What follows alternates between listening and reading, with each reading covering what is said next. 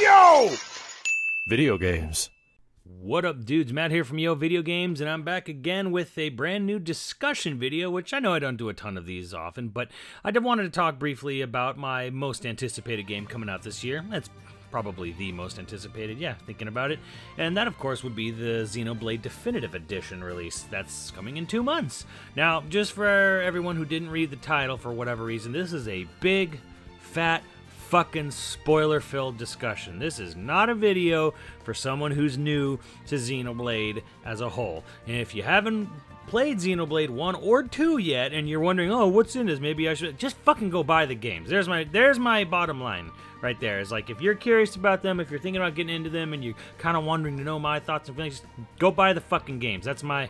Buy it, you schlub. But anyways, this is a discussion about the videos and trailer presented in the Nintendo Mini Direct, and it is a discussion for people who have beaten and completed both games. This is not anything about, speculation on how the game plays or any sort of spoiler-free like thoughts and processes. No, this is mostly lore-heavy shit. So again, if you're here for that, great. If you're here because you're curious about the franchise, leave. Just go buy it. Come back to me, 300 hours later when you've beaten both games.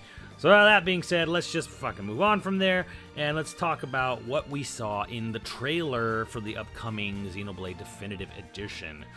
So first and foremost, and this was caught by other people, I saw the Direct literally as I woke up out of a bleary dream, so I was obviously not in the most focused mindset when I was watching it, so I missed a lot of things immediately, but they were caught very quickly. None of this info I would not claim any of this info is something that I caught and I haven't seen brought up. This is all stuff that's been brought up on the internet. None of this stuff is I'm not claiming to have caught any sort of grand thing here. Maybe one thing. Maybe one thing I'll take credit for. But anyways, the first thing that seemed to get brought up was the core crystal on Alvis. So, as we all know in the original game, Alvis was some sort of processing computer for the original character of Klaus in, to just back it all up, the story of Xenoblade is all about the scientist Klaus using the Zohar, or the conduit as it's called in Xenoblade, to open a transdimensional gateway, and it by accident causes all kinds of shenanigans, which leads to both Xenoblade games. However, in the ending of Xenoblade 2, it was revealed that the Zohar was being controlled by what was called a Trinity processor. The Trinity processor had 3 central processing units, which was Logos, Pneuma, and Ontos. And as we know from Xenoblade 2, Pneuma was Pyra and Mithra, Logos was Malos, and Ontos, according to Klaus in Xenoblade 2, disappeared into some dimension after opening a time-space continuum. So everyone kind of thought, that sounds an awful lot like Alvis in Xenoblade 1. Everyone was pretty sure that thing Alvis tells you at the end of Xenoblade 1 being a processing computer was kind of hinting at what was later sort of revealed in Xenoblade 2, and this trailer basically just said, yeah, that's it, y'all. Yeah, congrats, everyone. That's exactly what was going on, because in the original Xenoblade, Alvis had a necklace with a big key. It was just a big flat texture, didn't look too good. But in the new game, we can clearly see, oh, there it is. Alvis has now a core crystal right on his chest neck area, right where Pneuma and Malos is in Xenoblade 2. So, theory solved. It's definitely, he's Ontos. And what's interesting is that his core crystal is red, where Pneuma was green and Malos was purple.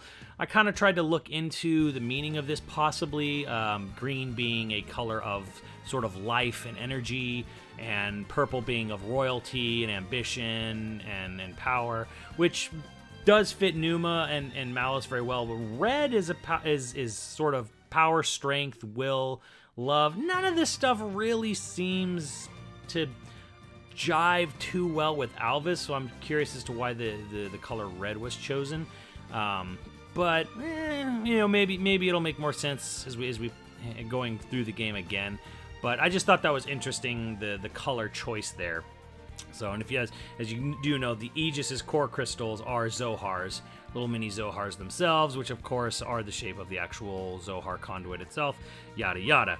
Now, kind of going along with that, interestingly, very interestingly, not related to the trailer at all, was a tweet right after it was released by Soraya Saga. Now, Soraya Saga is a writer and artist.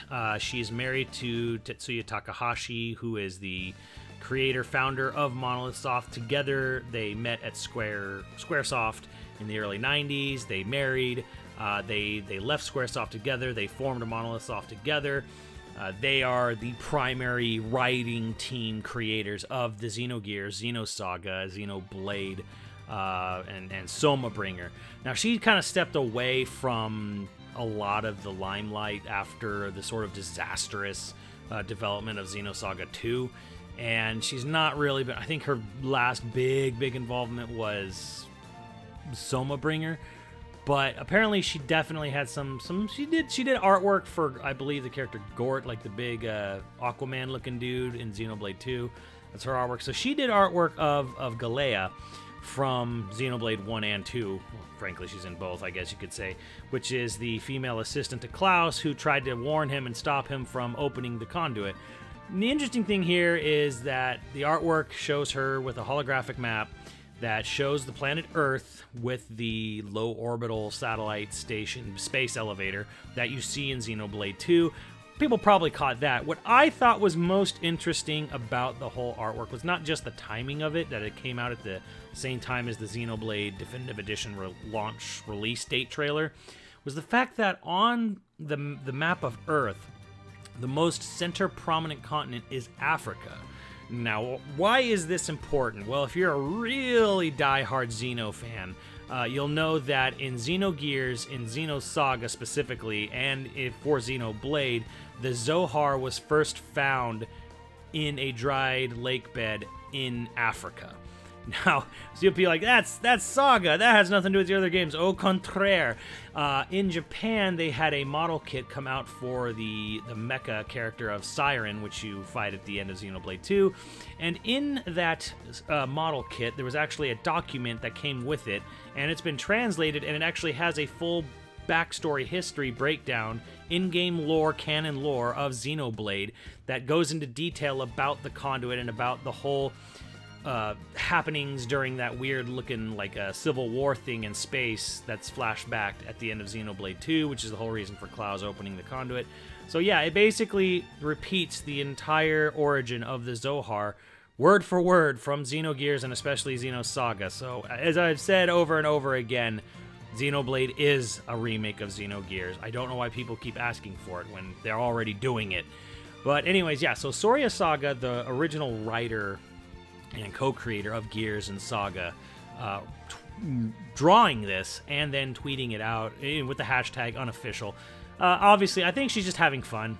It's not gonna, I don't think, she's definitely not hinting at anything in the game. I'm not gonna say that. I think that's what the hashtag unofficial part of her tweet was sort of referencing. She was like, hey, I just wanted to draw art of this very important character for, you know, the announcement of this game's release, and I think it's a very cool, it's just cool is all it is.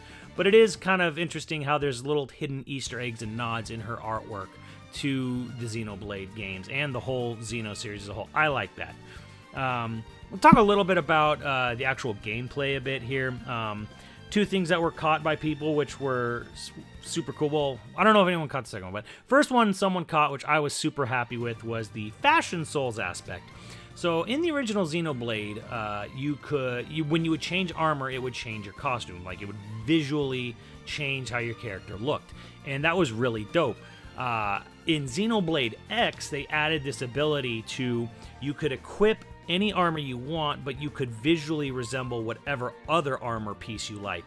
So in other words, if the best armor in the game was some weird battle armor bikini and you didn't want to wear that because that's what would show up in every cutscene, you can now, in Xenoblade originally, Part 1, you can now equip whatever weapons you want, but you can also now use Fashion Souls and have your character have the appearance of whatever armor set you want, but actually equipped with the stats of a different armor set.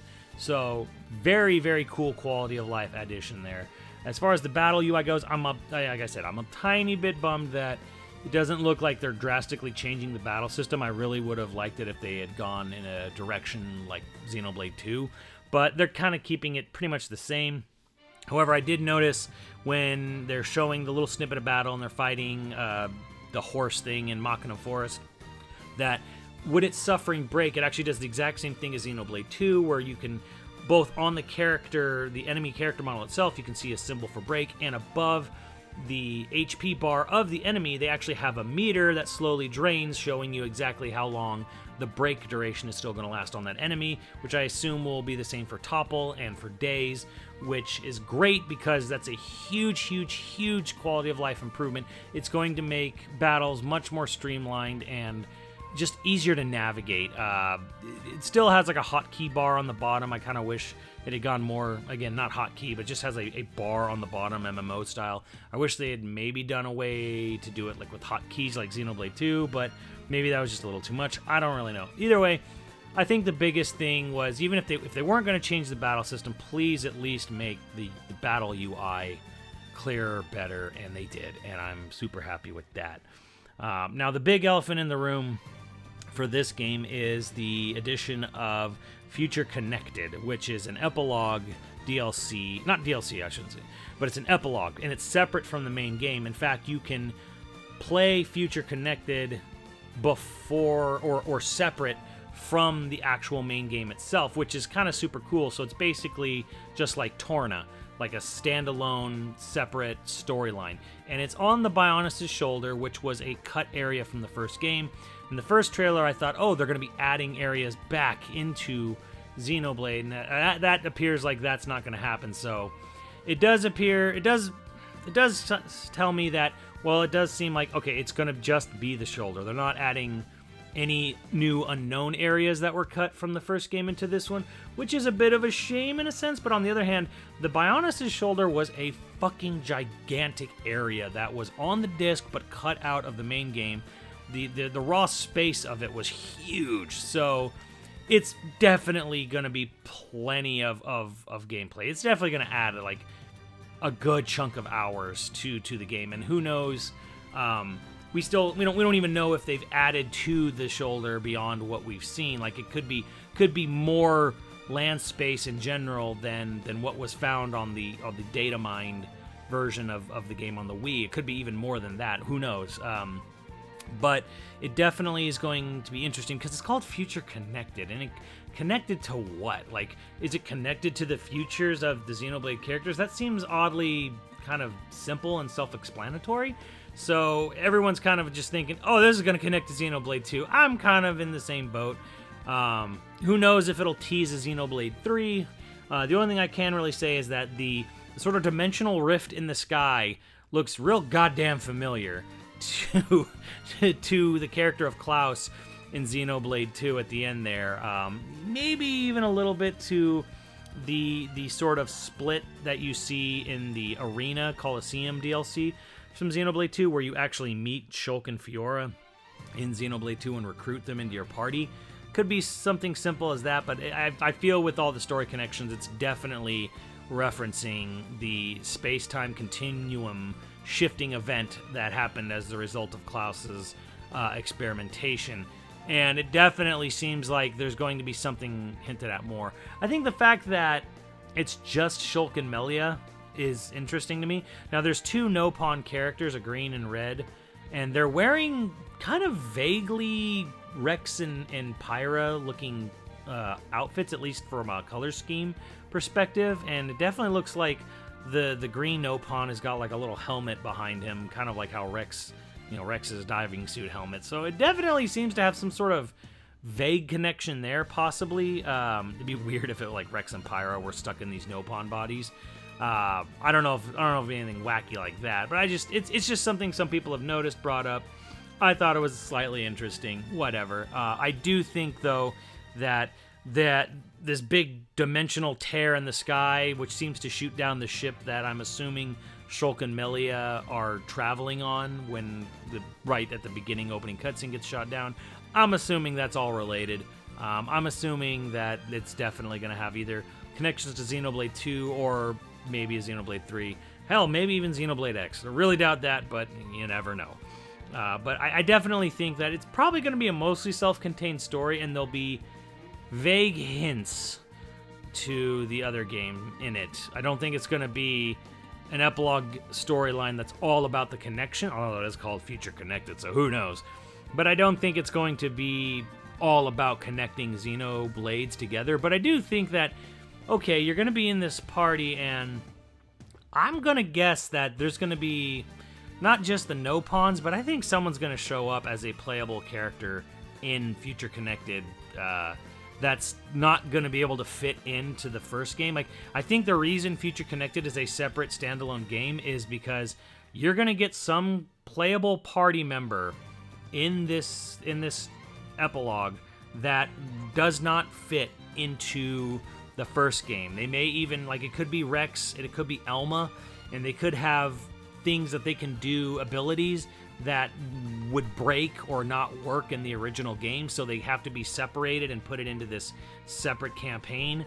So that's my big brain theory there, is that someone, whether they're a character from another game or just a unique character for Future Connected alone, I'm thinking that there's the reason why it's whole separated is because there's definitely a third or fourth party member that has to be.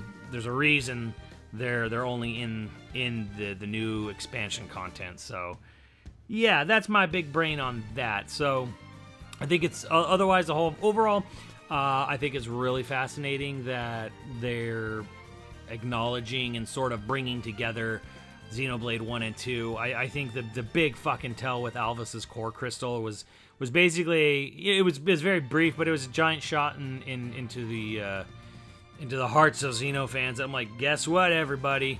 You know, we're fully acknowledging and we're full circling, and who knows, maybe even teasing towards the future of the series with this content. We won't have to wait long to find out. Again, it's only 2 months from now, and that's just super exciting. Again, this is probably my most anticipated game for the year. As far as the rest of the game, it does look hot. The new character models are great. You can kind of tell that they're not drastically remaking all the levels. They're basically, it's exactly like Ocarina of Time 3D, where every character model has been replaced. The animations are all going to be touched up and better. But the actual raw geometry, the maps themselves are going to stay the same. You can kind of tell this if you look real closely. Like, the raw geometry of the levels and, like, say, the rope bridge they run across, this is all the same, just new textures. Completely new textures all over the stuff, but they're not massively they're not redesigning or rethinking the world map for Xenoblade 1. They're just retexturing it, and obviously going to be putting some extra stuff to make it look better, more 3D, more smooth surfaced. But yeah, that's how it's going. It's a lot like, it's as much of a remake as Ocarina of Time 3D was to the N64 game. And that's how I look at it. And it's more or less like, I consider, yeah, it's just about a remake at that point. Semantics, I don't really care one way or the other. It's going to be a fantastic game. It's going to be a long game. It's going to be a game that's going to keep you busy all summer long. Yeah, I mean, I don't know why I'm trying to sell the game now when this is a fucking spoiler video. But yeah, this is definitely looking hot. So let me know what you guys think, and I will see you on the channel later, dudes.